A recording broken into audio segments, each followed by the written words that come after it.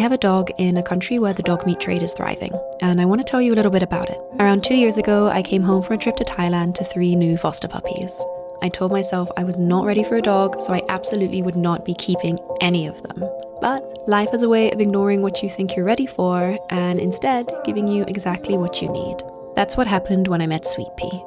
From the moment I saw her and gave her that name that had been sitting in my notes app for years, I knew she wasn't going anywhere. At the time, I didn't realize this came with another complication, that I was now a dog guardian in a country where the dog meat trade is not only alive, but thriving. I fell so deeply in love with this little soul that I built a life with, but in the back of my mind, I know that any day she could be taken from me. We hear constant reports of dogs being stolen from their gardens or while out on walk, tasered and pulled to the backs of bikes before their humans can even react.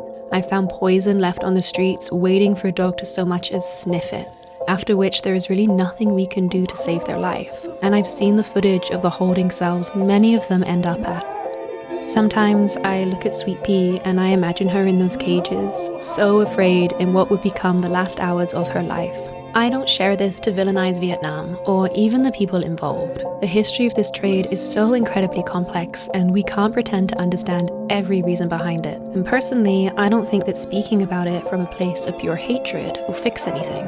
But I also know that in order to keep my compassion and campaign to end this industry in a way I believe will be genuinely productive, I have to leave.